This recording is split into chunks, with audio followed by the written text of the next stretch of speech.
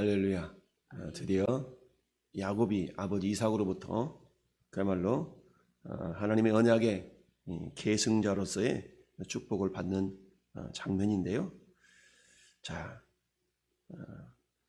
오늘 이 장면을 통하여서 우리가 긍정적인 면으로 본다 그러면 하나님께서 리브가가 임신 중에 말씀하셨던 그 언약이 그대로 성취되었다라는 그런 긍정적인 면도 있지만, 그러나 이삭이 그야말로 야곱을 축복한 이 모습을 보면 거룩한 어떤 하나님의 뜻과 방법을 통하여서 이루어진 것이 아니라 어찌 보면 철저하게 편애와 공모와 또 속임수, 이런 어떤 인간의 온갖 가지 그런 인간적인 방법을 통해서 그것이 이루어졌다라는 점에서는 좀 안타깝다라고 생각할 수가 있는데요. 근데 우리가 또 결과론적으로 본다 그러면 하나님이 이러한 인간의 허물과 연약함에도 불구하고 그 하나님의 뜻을 이루어가는 그런 모습을 보게 됩니다. 자, 만약에 하나님께서 깨끗하고 거룩한 그런 사람들만을 통해서 하나님이 그 뜻을 이루어 가셨더라 그러면 오늘 이 시대를 살아가는 저와 여러분들을 통해서는 도저히 하나님께서 야, 안 되겠다 야 라고 할 수밖에 없을 겁니다. 그럼에도 불구하고 오늘 흠있고 연약한 우리들을 통해서도 그 하나님의 뜻을 이루어 가시게 된 결정적인 이유는 결국 예수 그리스도의 은혜입니다. 자, 오늘 이삭이 야곱을 결정적으로 축복하게 된 그 과정을 쭉 보면 계속적으로 마음의 의심을 품었어요. 네가 에서 맞아? 아니, 어떻게 빨리 잡았지? 이렇게 빨리 잡을 수가 있어? 사냥 나가면 보통 4-5시간 한나절을 걸려서 잡아야 될 텐데 이렇게 빨리 잡았단 말이야? 예, 하나님께서 나에게 이렇게 순조롭게 아버지 하나님 여호와께서 나로 순조롭게 만나게 하셨습니다. 그래? 정말 네가 네 아들 이리 와봐 만져보게. 리브가는 이미 남편의 그런 생각을 다 알고 염소털로 야곱의 몸, 목 이런 부분들을 다 만져볼 만한 곳은 염소털로 다 꾸며놨죠. 그래서 야곱이 그 이삭에게 가까이 갔더니 만지면서 말하기를, 야, 음성은 야곱의 음성인데 손은 에서의 손이로다. 그러면서 그의 손이 형 에서의 손과 같이 털이 있으므로 분별하지 못하고 축복했다. 또 물어보는 거야. 24절에 이삭이 이르되 내가 참 내 아들 에서냐? 그가 대답하되 그러하나이다. 그러면서 드디어 이제 고기를 먹습니다. 먹고 또 포도주도 맞고, 그리고는 또 그래요. 마지막으로 와서 내게 입 맞추라. 그래 가까이 갔더니 마지막으로 이제 어때요? 자기 아들의 옷 향취를 맡아보는 겁니다. 그러면서 27절에 그가 가까이 가서 그에게 입 맞추니 아버지가 그의 옷에 향취를 맡고 그에게 축복하여 이르되 내 아들의 향취는 여호와께 복 주신 밭의 향취로다. 아멘. 결국 이삭이 마지막 결정적으로 야곱을 축복하게 된 그 결정적인 근거는 뭐예요? 자기 아들의 옷의 냄새를 맡아보고 그랬다라는 얘기죠. 몸뚱아리는 야곱인데 겉에 옷은 에서죠. 그리고 에서가 입었던 옷의 향취가 이삭의 코에 들어가면서 이건 분명히 내 아들이구나 라고 하면서 야곱을 축복하게 됩니다. 그러면서 하나님은 하늘의 이슬과 땅의 기름짐이며 풍성한 곡식과 포도주를 내게 주시기를 원하노라. 만민이 너를 섬기고 열국이 내게 굴복하리니 내가 형제들의 주가 되고 내 어머니의 아들들이 내게 굴복하며 너를 저주하는 자는 저주를 받고 너를 축복하는 자는 복받기를 원하노라. 하나님이 아브라함에게 약속하셨던 창세기 12장의 그 약속 그대로 아들 이삭에게 이어져 왔고, 또 이삭을 통해 이제 그 아들 또 에서에게 가야 되는데, 그런데 야곱에게 지금 흘러가고 있죠. 그렇다면 이처럼 이삭을 통해서 하나님께서 정말 야곱이를 축복하게 되는 그 결정된 근거가 아들의 에서의 옷에 향취를 맡고 그랬다라는 얘기입니다. 그렇다면 우리가 주 앞에 서는 그때에 연약하고 허물 많고, 마치 에베소서 2장 1절에 우리 주님이 죄와 허물로 죽었던 우리를 살리셨도다 라고 말씀하고 있죠. 이미 우리는 죄와 허물로 죽었던 자들이에요. 근데 예수님이 십자가에서 우리 모든 죄를 다 담당하시고, 이사야 53장 6절의 말씀처럼 우리는 다 양 같아서 그릇 행하여 각기 제 길로 갔거늘, 여호와께서는 우리 모두의 죄악을 예수님께 담당시키셨도다. 할렐루야.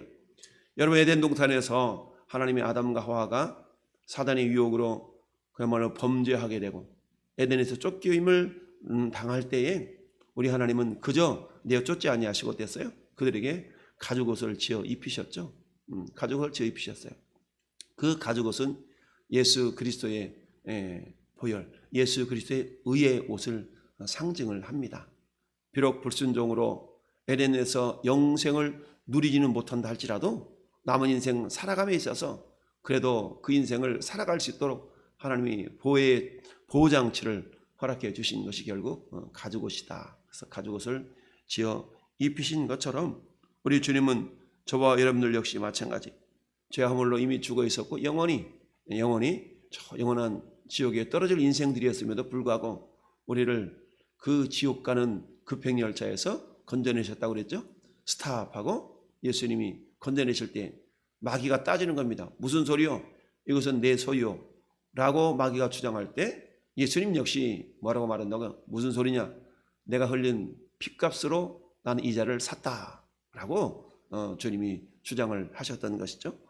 그러자 마귀가 대답할 거리가 없었던 것입니다. 그러면서 저나 여러분들에게 예수님이 의의 옷을 입혀 주셨다라는 얘기입니다. 그야말로 죄와 허물로 죽어 있었고 더러운 옷과 같은 그런 우리의 인생의 연약함이 있었으면 그럼에도 불구하고 주님은 당신의 보혈로 우리를 다 덮으시고 우리를 의롭다 하시며 당신의 의의 옷을 입혀 주셨다. 우리가 좀 전에 불러봤던 찬송가 87장에 내 주님 입으신 그 옷은 참 아름다워라. 그 향기 내 맘에 사무쳐 내 기쁨 되도다. 이삭이 자기 아들 에서의 옷의 향취를 맡아보면서 몸뚱아리는 야곱이었지만 그 옷의 향취를 맡아보면서 내 기쁨 되도다 라고 이삭이 외쳤던 것처럼 오늘날 저와 여러분의 여러 가지 연약함에도 불구하고 우리가 예수 그리스도를 힘입고 주님을 우리의 구주로 영접한 모든 자들에게는 주님의 거룩한 의의 옷을 우리에게 입혀 주셨다라는 이야기입니다. 따라서 야곱이 자신의 형 에서의 향취로 말미암아서 아버지 이삭의 축복을 받았던 것처럼 우리의 영원한 맏형 대신 예수 그리스도의 보혈의 공로를 우리가 힘입어서 하나님의 축복을 받은 자들이다라는 얘기죠.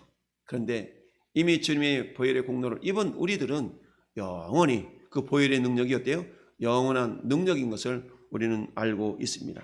그래서 그러므로 형제들아 우리가 예수의 피를 힘입어 성소에 들어갈 담력을 얻었나니 그 길은 우리를 위하여 휘장 가운데로 열어놓으신 새로운 살 길이요 휘장은 곧 그의 육체다 라고 말씀하시면서 주님의 보혈을 덧입어서 이제는 우리가 언제든지 담대하게 우리 하나님을 만날 수 있는 지성소에 들어갈 수 있는 존재들이 되었다라는 얘기죠. 또한 이런 모습을 이사야 선지자는 이사야서 61장 10절에서 이렇게 말씀합니다. 내가 여호와로 말미암아 크게 기뻐하며 내 영혼이 나의 하나님으로 말미암아 즐거워하리니 이는 그가 구원의 옷을 내게 입히시며 공의의 겉옷을 내게 더하심이 신랑이 사모를 쓰며 신부가 자기의 보석으로 단장함 갖게 하셨습니다 라고 말씀합니다. 하나님이 구원의 옷을 우리에게 입히시고 공의의 겉옷을 우리에게 더하셨다라고 이사야 선지자를 통해서 말씀하고 있습니다. 뿐만 아니라 사도 바울은 갈라디아서 3장 26절에 너희가 다 믿음으로 말미암아 그리스도 예수 안에서 하나님의 아들들이 되었으니 누구든지 그리스도와 합하기 위하여 세례를 받은 자는 따릅시다. 그리스도로 옷 입었느니라. 그렇습니다. 우리가 예수를 우리의 구주로 믿고 마음속에 그 예수님을 영접한 자들은 이미 그리스도로 옷 입었다라고 말씀하고 있습니다. 자, 그래서 히브리서 7장 25절에도 그러므로 자기를 힘입어 하나님께 나아가는 자는 온전히 구원하실 수 있으니 이는 그가 항상 살아계셔서 그들을 위하여 간구하심이니라 라고 말씀하고 있습니다. 예수님을 힘입어 나가는 자, 예수님의 의의 옷, 예수님의 공의의 옷, 구원의 옷을 입은 우리들은 언제든지 주님께 나가서 구원하는 그 구원, 우리가 기도하는 그 기도 속에서 하나님의 응답의 역사가 분명히 우리에게 임하게 된다라는 이야기입니다. 오늘 이삭을 통해서 야곱을 축복했는데 우리가 성부, 성자, 성령 삼위일체 하나님의 예표의 모습이 아브라함은 성부 하나님을 예표한다고 그랬죠. 이삭은 예수 그리스도 성자의 하나님을 예표한다고 그랬어요. 그리고 야곱은 성령 하나님을 예표한다라고 말씀하고 있습니다.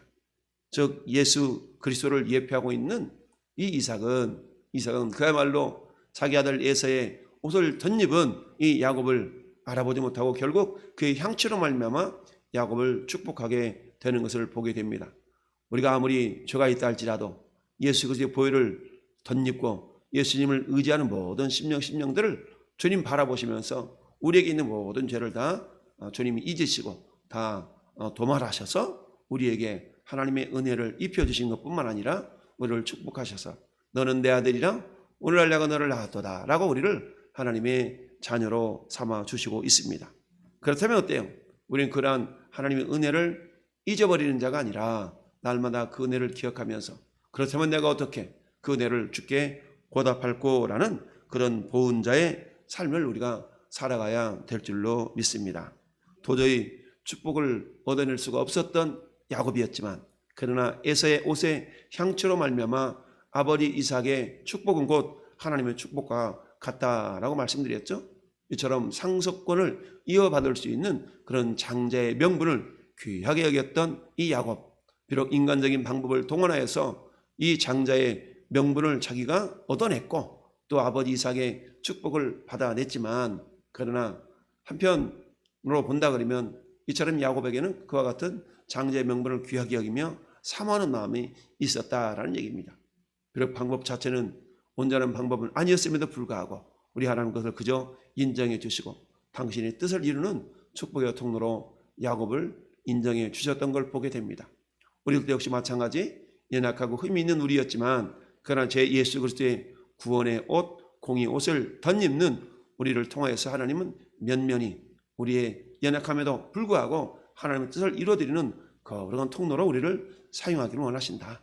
오늘도 우리의 모든 연약함 속에서 우리는 날마다 주님의 보혈을 덧입고 그래서 주님의 거룩한 영광을 드러낼 수 있는 축복의 통로들로 오늘도 살아가기를 원하십니다. 매 순간순간마다 우리가 주님의 이름을 주 예수의 보혈을 덧입는 삶을 통해서 오늘도 부족하고 연약하지만 하나님께서는 그럼에도 불구하고 그들을 통해서 당신의 뜻을 당신의 나라를 이루어가는 언약의 주인공들로 우리를 삼으신다라는 걸 기억하면서 그 은혜를 오늘도 기억하며 감사하며 사순절 기간 하나님의 은혜와 사랑을 널리 증가하며 흘려보내는 축복의 통로들로 살아갈 수 있기를 예수님의 이름으로 축원을 드립니다.